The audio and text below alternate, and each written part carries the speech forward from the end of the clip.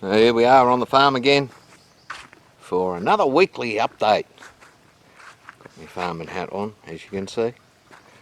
And what have we done this week? Not a lot. We finished harvesting the peanuts in that block.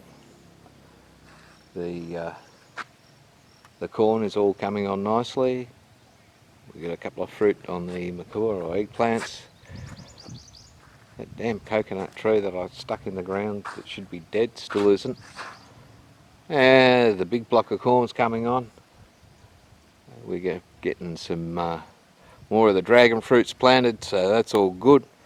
Let's have a bit of a look around. Lime trees we're getting more and more fruits. This is fantastic. We've had a little bit of rain, but nothing. We haven't had to pump this week because, well, wet season's pretty much over. We're getting a little bit of rain, but not anywhere near as much. A couple of nice fruits on the lime tree. Glorious to see. Still getting plenty of new growth.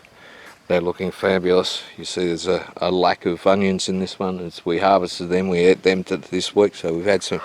We're actually getting to eat some things off the farm, which is fantastic. Got more onions coming on here and there. We harvested 2 limes off, I think it was off this tree. And again, this one's still got plenty of new little buds there. Fruits coming on.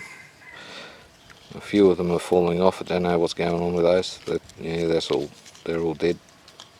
Those fruits aren't going anywhere. But well, there's still plenty more there. Beautiful. The fact that we got limes on them, lovely. Look at these beautiful new leaves. You can see this citrus. This is a citrus basil or lemon basil. I'm not sure which. But we've harvested some of that this week too. Here's the corn. Now, even the little ones are getting corns on them down here. You can see there's little corn down there, and all the way through this. They're all fruiting now, which is fantastic. We're about 2 or 3 days away from picking the first ones. Like that one's, you feel like they feel like full inside. We've peeled one of the larger ones yesterday, and we reckon another 2 or 3 days we'll start harvesting some of them. You see over here there's some real big cobs. They're looking nice and fat, nearly ready. I think this is the one. If we look down inside, you can see that there's corns down in there, and they're nice and plump, getting ready for the harvest. Those are. So give it another couple of 3 days, and we'll have corn coming off, which will be fantastic. With the drier weather, most of these chillies are picked up again. Again, the ones that really got the hammering from the wet weather didn't like it much. But they're doing okay. More new growth. Love it. And the gummagon. Dragon fruits. Still got our one down here that's well over the top of the post. He's doing okay. And you see this one, obviously, when we put the tie on, if he had been high enough to reach the tie, he would have got tied. Because he hasn't been tied, obviously, he was shorter than that. I'll just recycle those ties to hold him in a bit. But this one here, still doing okay. You see, they grow these little fingers to hold themselves onto the post. So the zip ties are only temporary anyway. So that's all good. The bummercoot. That's your kaffir line. Yeah, eat the leaves. I mean, the fruits, they do use the skin of the fruits in some curry paste. They don't tend to eat the fruit though itself, the sun and the skin, to get the oils out of it. And you see beautiful, lovely, fresh green leaves on these. And so they're all doing well. And we've got Bomb this morning. He's busily planting. So we're getting all the new gumagons. We're pinching these from the auntie's got a big patch of these.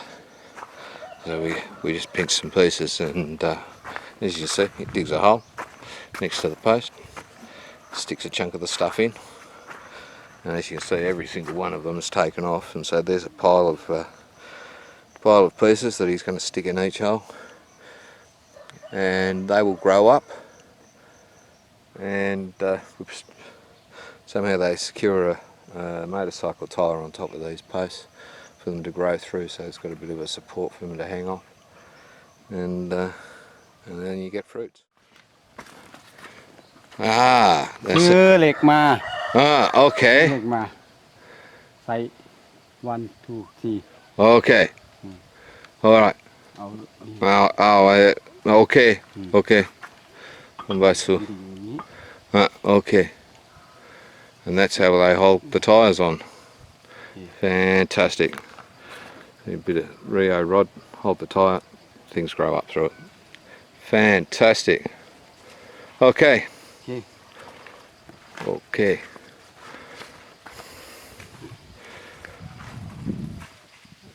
Well, that explains that. Now we know how that happens.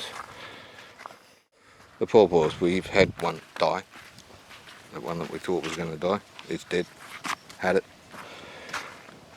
There's another one that's looking a bit sad. The rest of them are doing fine. Fruit trees are still doing, there's going to be a couple of years before we get anything off these fruit trees anyway. And probably 4 years before they start actually producing a decent amount.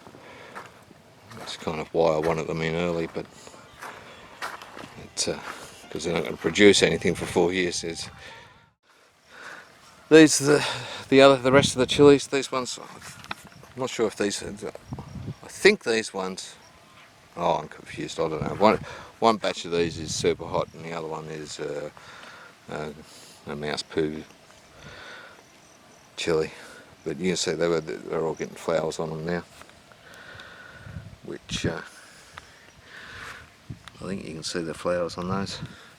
They're all got flowers, which is good. We'll start getting some chilies off them, and that will be fantastic, because you can't have enough chilies in Thailand. You never have enough chilies. The lemongrass continues to grow. The lemongrass, you just plant it in this stuff here. As it grows, it just throws more, like the grass, throws more stalks up, and you can just peel off as much as you want of it, and then leave the rest of the plant, and it'll keep growing and throwing more stalks. So that's good. The galangal, I don't know if you've seen galangal before.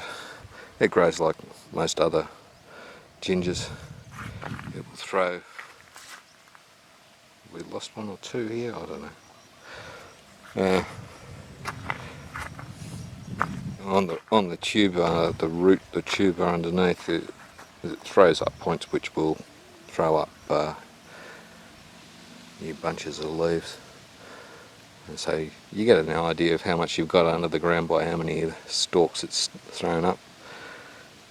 And so you just, again, you can partially harvest that too if you want.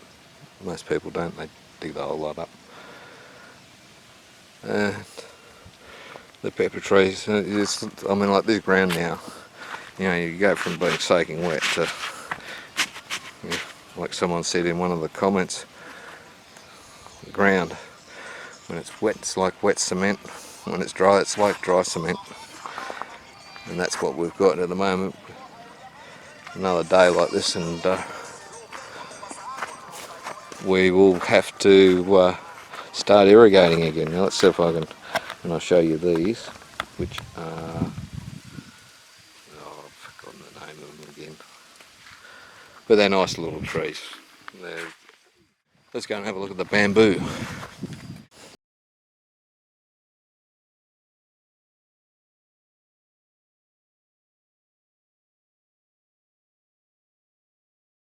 Look at this little champion. She's got a nice stick sticking up. Woohoo! Good solid stick, yay. Make a fishing pole yet. So at least I'll get a fishing pole out of my bamboo. This one, the old harsip, he didn't half make it. He didn't make it at all. He's dead. Done and dusted. We'll stick a new one in there. Not a problem. This one's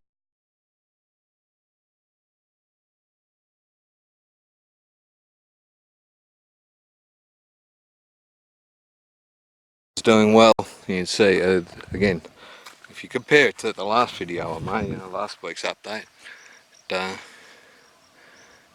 you can see this. It's just throwing more and more spikes and making them longer, which is good. Throw the spikes, then they get leaves on them. All that helps produce more roots. The roots produce new bamboo shoots, and then after you've got a few shoots coming up, and a bit of a clump, you can start harvesting. But yeah, we've stuck a Coke bottle over the top of that one just to stop the water getting into it. Yeah, but good show of growth on that.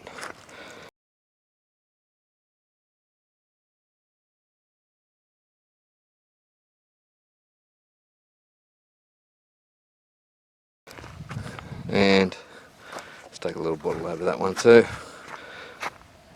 And it's not taking off wildly, but this one was basically had no growth on it, so the fact that it's grown some leaves means that it is surviving.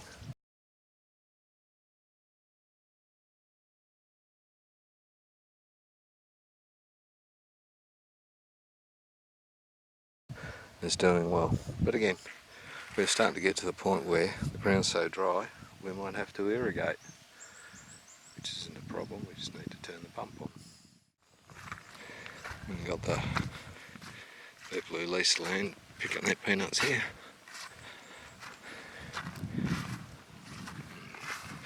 Which should be interesting.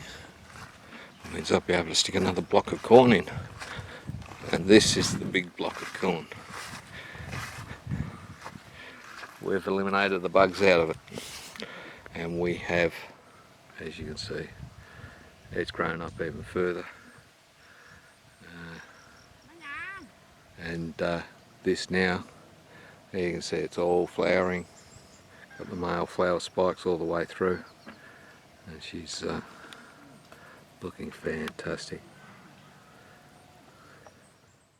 Those eggplants we're going to need to put some sprinklers on these ones because, of course, before, up until now, we haven't needed to because it was raining, and now it's not raining. But that's part of farming. We've still got beautiful looking coconuts growing. They're all still alive. They've got greenness on them. They're alive. In here we've still got the pineapple plantation happening, and they're all growing more. They grow each week. They've grown a bit more. All this is the peanut plants, and we'll be using them as mulch.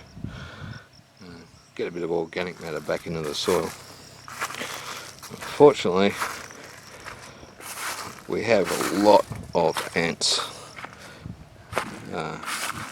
That's one of the problems with trying to be all organic, is you've got to have the right type of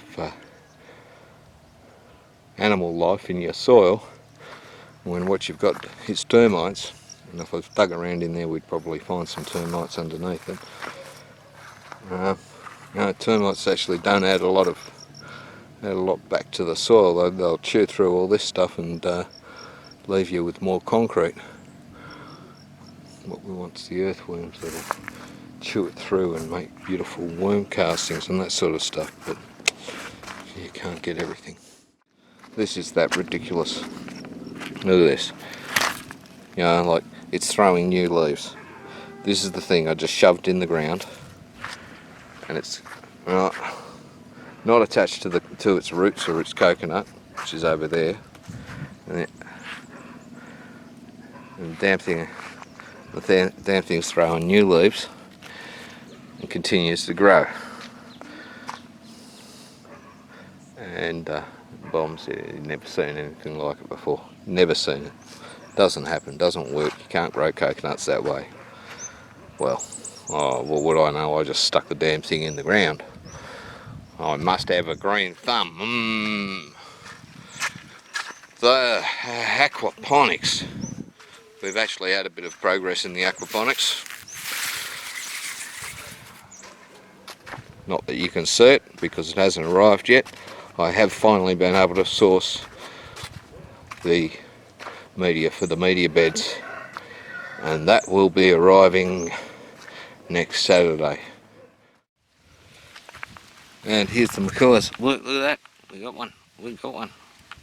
Oh, she's a big one. That's it. We got a harvestable fruit. Fantastic. There's a couple of them floating around. Maybe not quite as harvestable as that one. There's another one. See, it's not just the hat that proves I'm a farmer. I've got fruit on me bushes. Look at that. Oh, so good. They're bloody magic. But yeah, there's one more down there.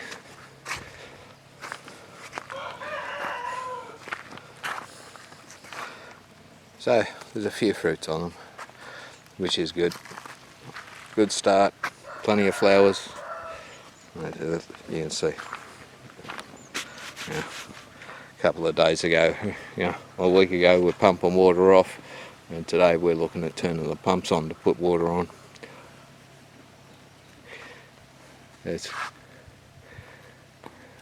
That's the beauty of farming.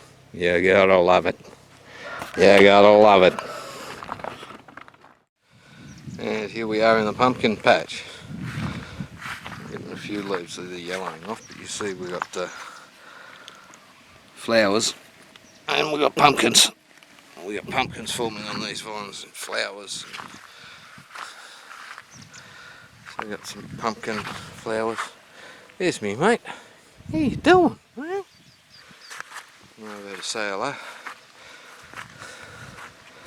Difference a week makes. Look at all the flowers popping out on those. So we're going to have you see, right across we've got flowers on all of them, which is fantastic because we all love pumpkin.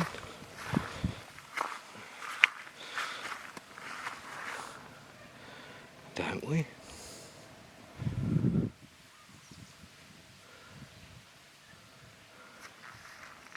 So the pumpkins are growing. That's fantastic. The dog's even more friendly this week than he was last week.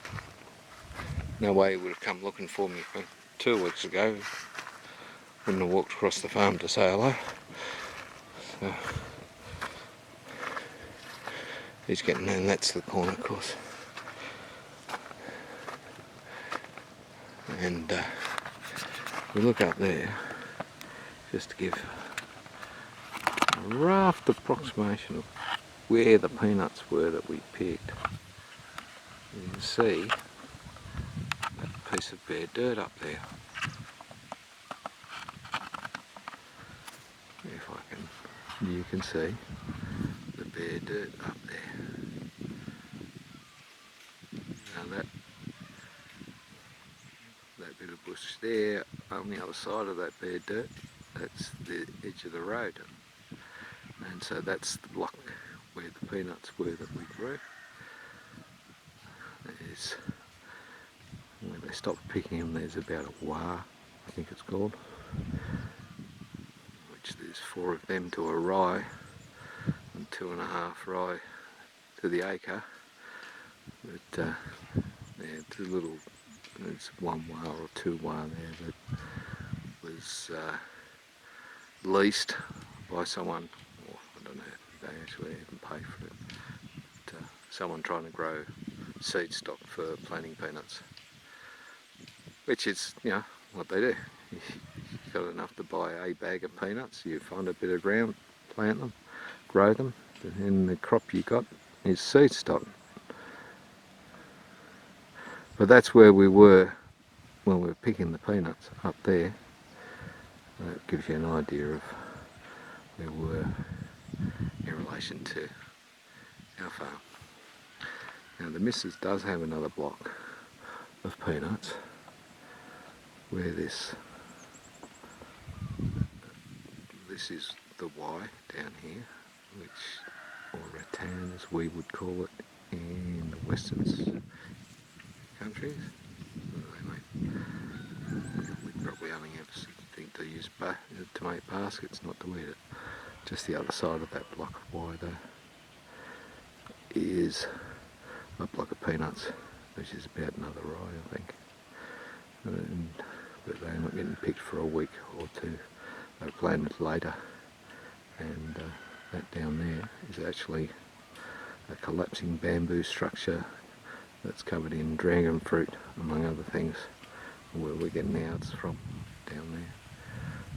And just off to the right there, it's a bit of a veggie garden that the aunty's got, which we're kind of looking after, so we keep getting fruits and vegetables and a little bit out of there. But that's the way things are happening at the moment. So everything on the farm is brilliant again. This here is the location of the great peanut harvest, and as you can see, they are all picked. So that's the block of peanuts all gone now, and they're all been, well, some of them have been sold already. Yes, yeah, oh, this big. Everyone else is picking their peanuts. And again, you can see the block of corn down there, which is on our land. Let's see if we can zoom in. That's our block of corn just there. We were looking back up this way from before. Let's see the blue hydrant down there, sticking out of the ground. So it gives you an idea of where we are. And you see why they do. We did ours slightly differently. We picked them and took them home to take the nuts off. Most of them do it in the field, so they leave the greenery behind in the field.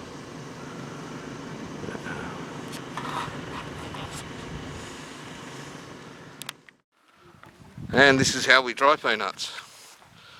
Fascinating. You lay them out on a blue mat in the sun.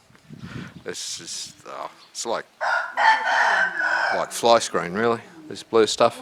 Same stuff they use for drying the rice. I'll spread it out like this, as you see. Spread it out in a single layer as much as you can. Let sun bake down on it for a couple of days, and then you pick the peanuts. Yeah, your peanuts will be dry and toasty. It's careful quality control down to a particular moisture. Well, and the Western world, what they do is they pick them, they turn them upside down in the field, let them dry for a couple of days, and then they send another machine through, which rattles all the peanuts off and they stick them in a truck and ship them off to a drying plant where they blow warm air through them, dry air through them, and dry them that way. Here they just lay them in the sun, let them dry that way. Which way works better? Well, you couldn't do this with millions of tons of peanuts, could you? But then this doesn't cost anything to dry them either. No electricity. So that's the peanut harvest for the year.